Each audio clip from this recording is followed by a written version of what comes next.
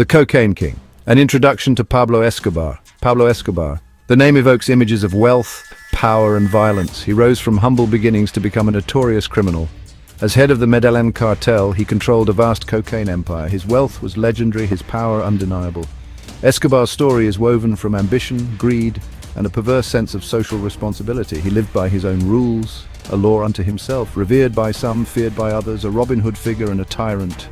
His life was a whirlwind of excess and violence. He left a trail of blood and destruction in Colombia. Despite his terror, Escobar remains a figure of fascination. His story is a cautionary tale of unchecked ambition. From humble beginnings, Escobar's early life. Pablo Emilio Escobar Gaviria was born in 1949 in Rionegro, Colombia. He was the third of 7 children in a modest family. His father was a farmer and his mother was a schoolteacher. Life in rural Colombia was simple but challenging.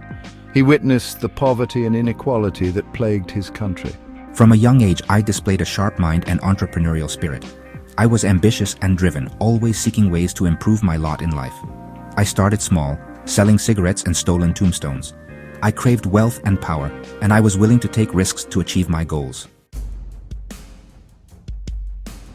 The allure of the drug trade, Escobar's criminal ascent. As Escobar grew older, his ambitions grew bolder. He gravitated towards the criminal underworld, where the rewards were high and the risks were even higher. I started working as a car thief and bodyguard. It was during this time that I first encountered the cocaine trade. Colombia was a major producer of coca, the raw material for cocaine. The demand for the drug was exploding in the United States, and I saw an opportunity to make a fortune. He began smuggling small amounts of cocaine into the US. He quickly proved himself to be a shrewd operator, ruthless and efficient. His network grew and his profits soared. Escobar's entry into the cocaine trade marked a turning point in his life. He had found his calling, a way to achieve the wealth and power he so desperately craved. But it was a dangerous path, one that would lead him down a dark and bloody road. The Medellín Cartel, a force of power and terror. By the late 1970s, Pablo Escobar had become a major player in the Colombian cocaine trade. He joined forces with other traffickers, forming the infamous Medellín Cartel. This powerful cartel controlled every aspect of the cocaine trade, from production to distribution. The cartel's influence extended far beyond the criminal underworld. It infiltrated government agencies, corrupted law enforcement officials, and terrorized the Colombian people.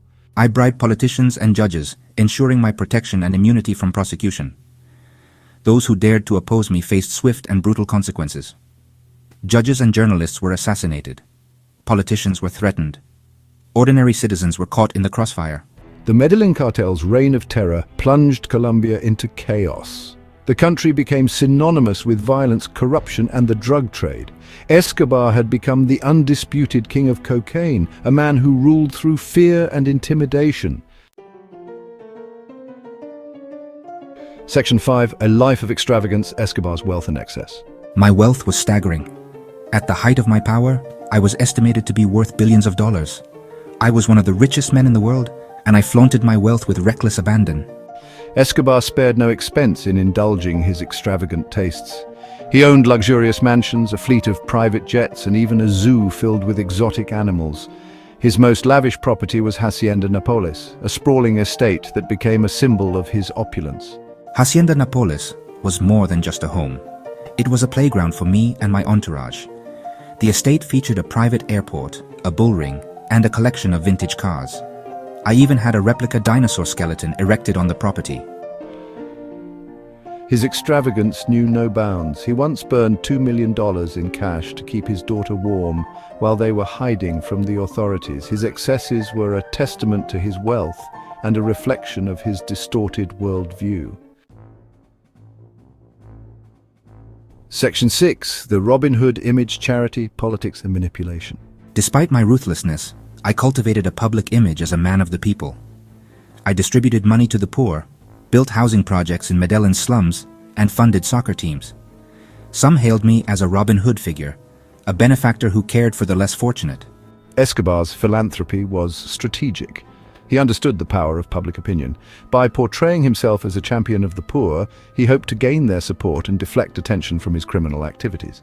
I even harbored political ambitions, winning a seat in the Colombian Congress in 1982.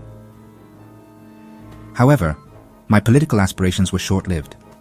My true nature was exposed, and I was forced to resign from Congress. His Robin Hood image was a carefully crafted facade, a cynical manipulation of public perception.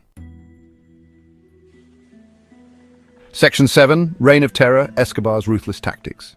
Behind my carefully cultivated public persona lurked a ruthless and calculating criminal mastermind. I maintained my grip on the cocaine trade through violence and intimidation. My reign of terror left Colombia reeling from the sheer brutality I unleashed. Escobar's weapon of choice was plata o plomo, silver or lead.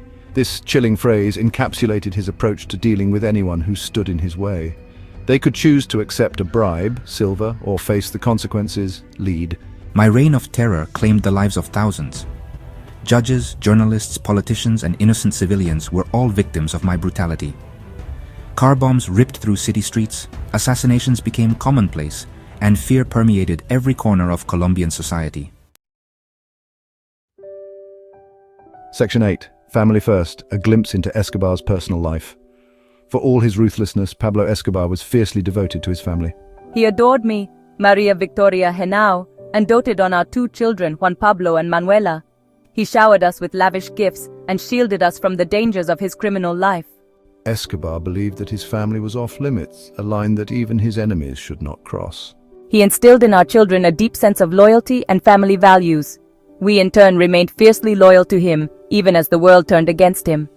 His love for his family was perhaps the only redeeming quality in a life marred by violence and greed. But even his love for his family could not excuse the horrors he inflicted upon others. Section 9, The Hunt for Escobar, a relentless pursuit. As Escobar's power and notoriety grew, so did the resolve of law enforcement agencies to bring him down. The U.S. Drug Enforcement Administration, or DEA, and Colombian authorities launched a relentless pursuit of the cocaine kingpin. The manhunt for Escobar was a dangerous and complex operation. He had an army of loyal followers, a vast network of informants, and seemingly unlimited resources at his disposal. He evaded capture time and again, using his wealth and influence to stay one step ahead of the law. The authorities faced an uphill battle. Escobar's reign of terror had eroded public trust in the government and law enforcement. Fear of retaliation kept many from coming forward with information.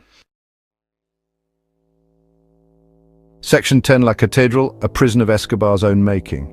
In 1991, facing mounting pressure from the Colombian government and the threat of extradition to the United States, Pablo Escobar struck a deal. He agreed to surrender to authorities and serve a 5-year sentence.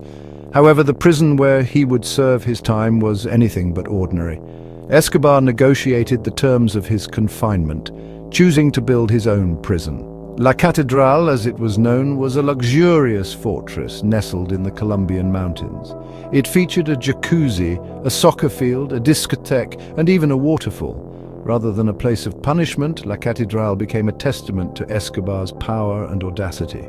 He continued to run his empire from within the prison walls, receiving visitors, conducting business, and even ordering murders.